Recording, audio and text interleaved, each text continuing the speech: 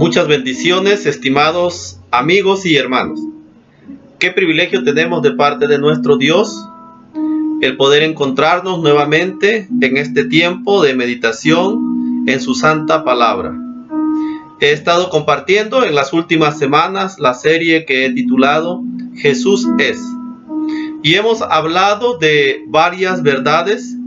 La mayoría de ellas son autoproclamaciones de Jesús, en donde Él hace alusión a sí mismo de algunas grandes verdades, doctrinas y dogmas fundamentales dentro de la fe cristiana que exaltan la grandeza de Jesús, pero que además traen esperanza y consuelo para nuestras vidas. En esta ocasión quiero compartir con ustedes otra de esas declaraciones de Jesús en la serie Jesús es. Y hoy comparto con ustedes Jesús es la vid verdadera.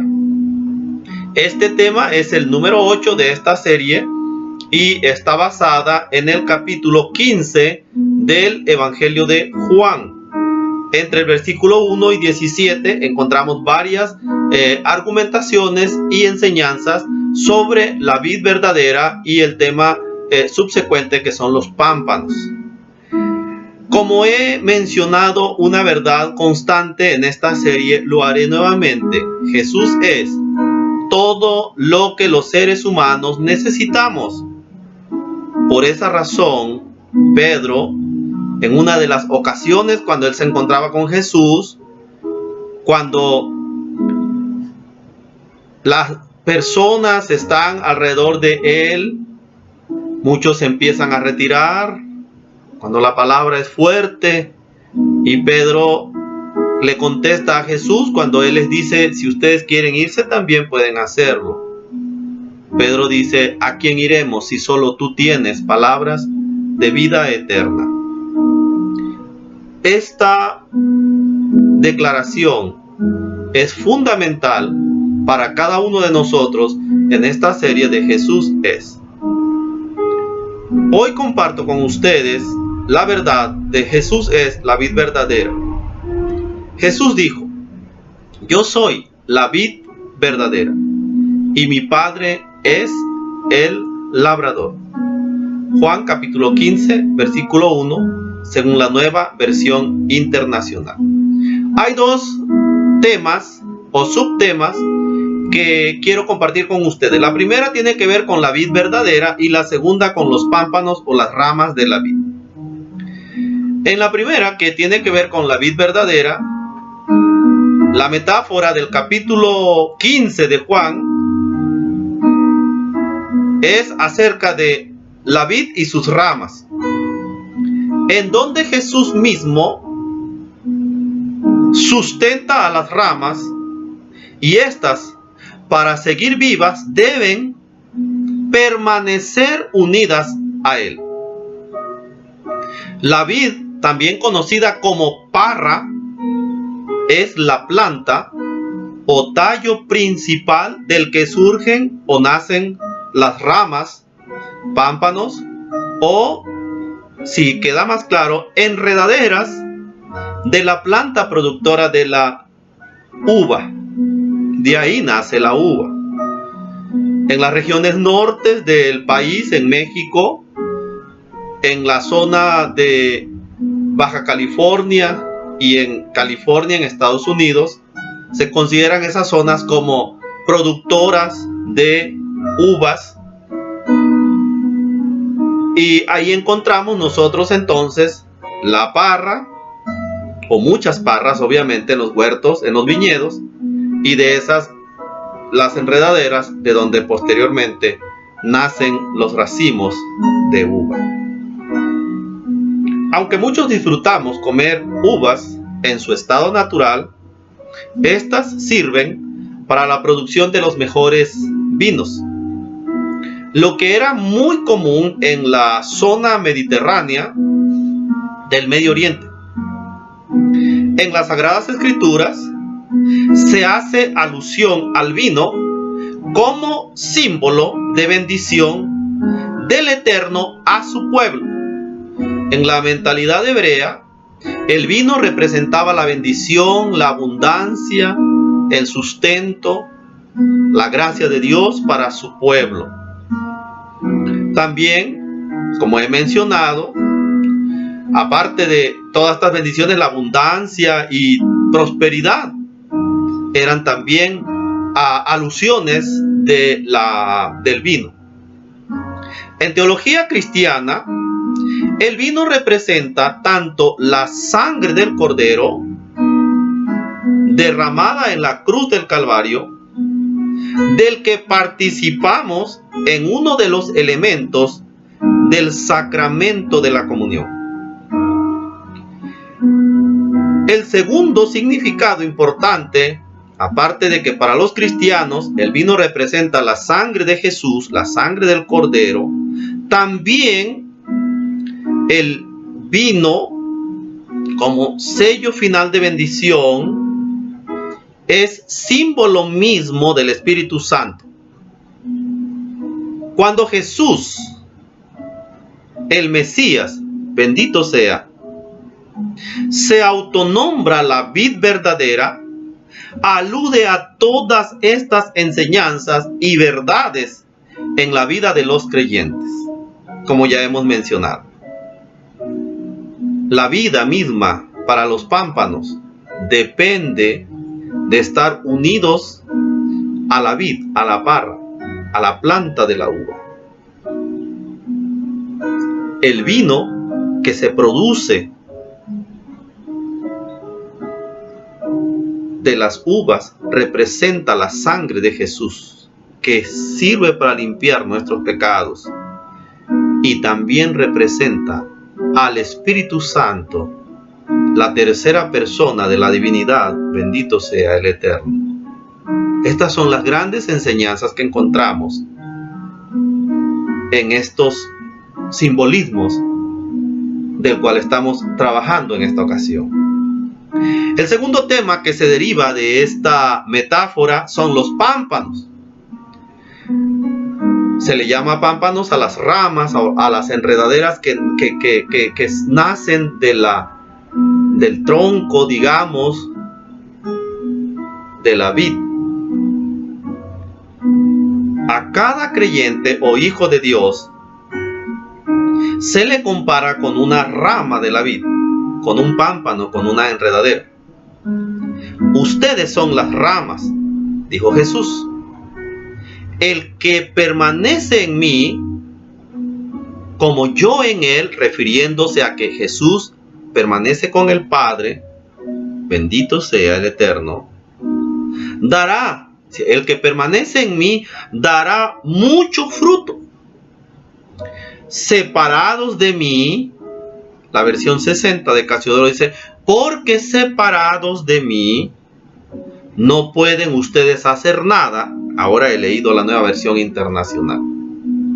Separados de mí no pueden ustedes hacer nada.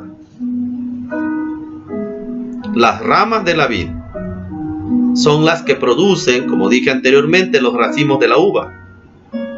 Ninguna rama puede sobrevivir si se desprende de la vid.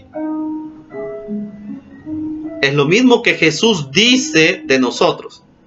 Y estoy convencido de que sin Cristo, alejados o separados de Él, estamos muertos. En la versión de Casiodoro de Reina, en la versión 60, dice: todo pámpano que no da fruto es cortado y se seca, es decir, se muere. Si nosotros somos separados de la vid, vamos a morir. Ningún ser humano puede sobrevivir sin él. No me refiero a una vida o a esta vida temporal.